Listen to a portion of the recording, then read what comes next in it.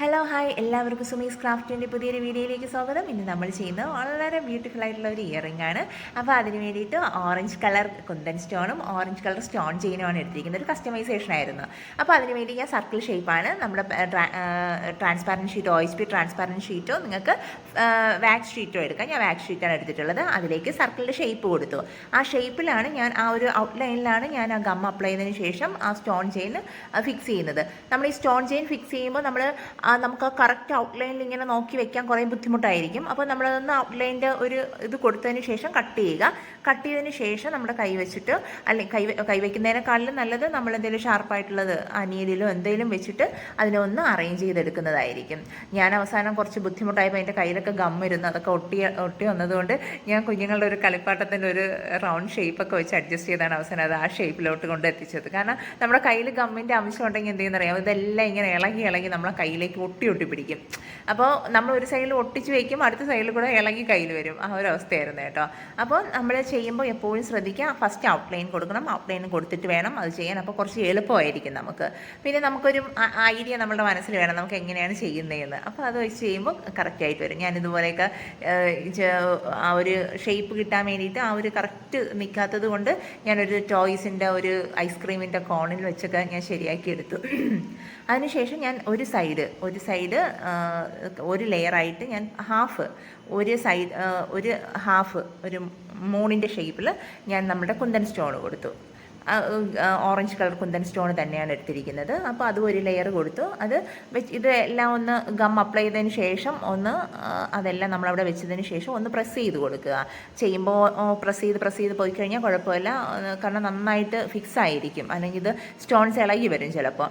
അപ്പോൾ കമലക്കാകുമ്പോൾ വൃത്തിയിടാവും. എന്നിട്ട് അതിൻ്റെ ബാക്കി ഭാഗത്ത് അതിൻ്റെ മേൽഭാഗത്തേക്ക് ഞാൻ വീണ്ടും രണ്ട് ലെയർ നമ്മളുടെ സ്റ്റോൺ ചെയിൻ കൊടുക്കുകയാണ്. മൊത്തം മേളിൽ അപ്പോൾ സ്റ്റോൺ ചെയിൻ ഒരു 3 ലെയറായിട്ട് വരും. മേൽഭാഗത്ത് താഴെ കുന്തൻ സ്റ്റോൺ മാത്രമായിട്ട് വരും.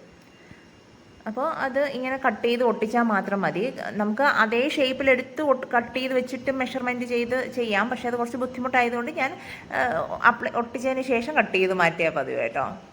ഞാനത് കട്ട് ചെയ്ത് മാറ്റിയതിന് ശേഷമാണ് അത് ആ ഷാർപ്പ് ഓബ്ജക്റ്റ് എന്തെങ്കിലും കൊടുത്തിട്ട് അത് അവിടെ വെച്ചൊന്ന് ഫിക്സ് ചെയ്ത് കറക്റ്റായിട്ട്, കാരണം ഈ സ്റ്റോൺ ചെയ്യുമ്പോൾ കുറച്ച് ഗ്യാപ്പൊക്കെ കാണും. അപ്പോൾ ആ ഗ്യാപ്പൊക്കെ മാറ്റി നന്നായിട്ട് അതിനൊന്ന് അറേഞ്ച് ചെയ്ത് കൊടുക്കണം. അത് നമ്മൾ എന്തെങ്കിലും കൈവയ്ക്കാതെ ഇതുപോലെ എന്തെങ്കിലും ഷാർപ്പായിട്ടുള്ളത് വെച്ച് ഞാൻ നമ്മുടെ കത്രികയുടെ സൈഡ് ഭാഗം അങ്ങനെയൊക്കെ വെച്ചാൽ ചെയ്യാറ്. അപ്പോൾ അത് കറക്റ്റായിട്ട് നമുക്ക് ആ ഒരു പോർഷൻ കറക്റ്റായിട്ട് കിട്ടും. അപ്പോൾ ഞാൻ വീണ്ടും ഒരു ലെയർ ചെയ്തു, അടുത്ത ലെയർ 2 ലെയറാണ് ഞാൻ പറഞ്ഞില്ലേ, അതുപോലെ 2 ലെയറും കൂടെ ചെയ്തെടുത്തു. അടുത്ത് ഞാൻ അതിൻ്റെ ഹാങ്ങിങ്സും നമ്മുടെ ഇയർ സ്റ്റഡുമാണ് ചെയ്യുന്നത്. അപ്പോൾ ഹാങ്ങിങ്സിന് വേണ്ടിയിട്ട് അവർക്ക് ഹാങ്ങിങ്സിന് ബീഡ്സ് വേണ്ടാന്ന് പറഞ്ഞിട്ടുണ്ടായിരുന്നു. അപ്പോൾ ഞാൻ അതിന് നമ്മുടെ ഇത് വെച്ചിട്ട് തന്നെയാണ്, നമ്മുടെ ബീഡ്സ് കുന്തൻ സ്റ്റോൺ വെച്ചിട്ട് തന്നെയാണ് ഒരു ഹാങ്ങിങ്ങും അതിനൊപ്പം സ്റ്റഡും ചെയ്തെടുത്തത്. അപ്പോൾ ഫുൾ ഓറഞ്ച് കളർ മതി എന്ന് പറഞ്ഞിട്ടുണ്ടായിരുന്നു. അപ്പോൾ ഇയർ സ്റ്റഡിന് വേണ്ടിയിട്ട് ഞാൻ അതിലൊരു ഹാങ്ങിങ്സും കൂടെ ചെയ്തല്ലോ. അപ്പോൾ ആദ്യം ഞാൻ ഹാങ്ങിങ്സ് ചെയ്യാൻ സെൻറ്ററിൽ ഒരു കുഞ്ഞു നമ്മുടെ കുന്തൻ സ്റ്റോണിനെ വെച്ചു. അതിനുശേഷം അതിൻ്റെ സർക്കിളിൻ്റെ ഷേപ്പിൽ ഫ്ലവറിൻ്റെ ഷേപ്പിൽ പെറ്റൽ പോലെ ബാക്കി സ്റ്റോൺസും കൂടെ വെച്ചു. അതിനൊരു ഫ്ലവർ പോലെ സെൻറ്ററിൽ ജസ്റ്റ് ഒരു സ്റ്റോൺ വെച്ചു, നമ്മുടെ കുന്തൻ സ്റ്റോൺ തന്നെയാണ്. എന്നിട്ട് സൈഡ് ഒരു റൗണ്ടായിട്ട് ഞാൻ ഒരു ലെയറായിട്ട് സ്റ്റോണും കവർ ചെയ്തെടുത്തു ജസ്റ്റ്.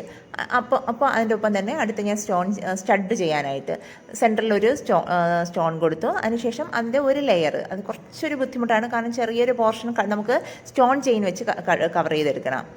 അപ്പോൾ ഞാൻ ചെറിയ ഭാഗം സ്റ്റോൺ ചെയിൻ കവർ ചെയ്യാൻ വേണ്ടിയിട്ട് ആ സ്റ്റോൺ ചെയിൻ കട്ട് ചെയ്തെടുത്തിട്ടാണ് ചെയ്യുന്നത് കേട്ടോ. കാരണം നമ്മൾ അതിൽ വെച്ചിട്ട് കട്ട് ചെയ്യാൻ നിന്ന് കഴിഞ്ഞാൽ കുറച്ച് ബുദ്ധിമുട്ടാണ്. അപ്പോൾ ചെറിയ പോർഷനല്ലേ, അത് വെച്ച് ഞാൻ ഒരു കട്ട് ചെയ്തു, അതിനങ്ങ് ഫിക്സ് ചെയ്തു. എന്നിട്ട് അതിൻ്റെ സൈഡിലേക്ക് ഒരു പെറ്റൽസിന് വേണ്ടിയിട്ട് കുന്തൻ സ്റ്റോൺ തന്നെ വെച്ച് അതിനങ്ങ് റെഡിയാക്കി എടുത്തു. നമ്മുടെ ഇയർ സ്റ്റഡും റെഡിയായി. ഇനി എന്നോട് ചോദിക്കാനുള്ള ഒരു കാര്യമാണ്, ഇതെങ്ങനെ കട്ട് ചെയ്യും? ഈ സെൻറ്റർ പോർഷനൊക്കെ കട്ട് ചെയ്തെടുക്കാൻ ഞാൻ ശരിക്കും പറയാം നമ്മുടെ ബ്ലൈഡ് ഒന്ന് സെൻറ്ററിലൊന്ന് കട്ട് ചെയ്തിട്ട്, അപ്പോൾ ആ എഡ്ജ് വെച്ച് നമുക്ക് കൈ കൊണ്ട് കട്ട് ചെയ്യാൻ എളുപ്പമാണ്. ശ്രദ്ധിക്കണം, പക്ഷേ കുറച്ച് ബുദ്ധിമുട്ടാണ്. ഞാൻ പ്രാക്ടീസാണ്, അതുകൊണ്ടാണ് ചെയ്യുന്നത്. അപ്പോൾ അങ്ങനെ ചെയ്തെടുക്കാറാണ് പതിവ്. പിന്നെ അല്ലെങ്കിൽ ഞാൻ തെർമോക്കോളിൻ്റെ ചെറുത് നമ്മൾ കട്ട് ചെയ്യുന്ന ആ ഒരു ബ്ലൈഡില്ലേ, അത് കിട്ടും, അത് വെച്ചും കട്ട് ചെയ്യാറുണ്ട്. അതിനുശേഷം ഈ സൈഡിലൊക്കെ നിൽക്കുന്ന അങ്ങ് ഉരുക്കി കളയാറാണ് പതിവ്. അതിനുശേഷം നമ്മുടെ ഇയർ സ്റ്റഡിൽ ഇതെല്ലാം അറ്റാച്ച്മെൻറ്റ് കൊടുക്കുകയാണ്. ബാക്ക് അറ്റാച്ച്മെൻറ്റ് കൊടുത്ത് ബാക്ക് അറ്റാച്ച്മെൻറ്റ് കണക്ട് ചെയ്തിട്ട് ഐ സ്റ്റോൺ, ഐ സ്റ്റോൺ അല്ല, നമ്മുടെ ഐ പിന്നില്ലേ, ഐ പിൻ മേളിലും താഴെയും രണ്ടും തമ്മിൽ കണക്ട് ചെയ്യാൻ വേണ്ടിയിട്ട് കട്ട് ചെയ്തു. അപ്പോൾ മേൽ പോർഷനിൽ ഞാൻ കൊടുത്തു, നമ്മുടെ ഈ ബാക്ക് സ്റ്റഡ് ഫിക്സ് ചെയ്തിട്ട് ഞാനത് ആ ഐ പിൻ കൊടുത്തു. ആ ഐ പിൻ കൊടുത്തതിന് ശേഷം ഒരു ചെറിയ സർക്കിൾ പോലത്തെ ഒരു വാക്സ് ഷീറ്റ് തന്നെ ഞാൻ കട്ട് ചെയ്ത് ഗമ്മും അപ്ലൈ ചെയ്തു.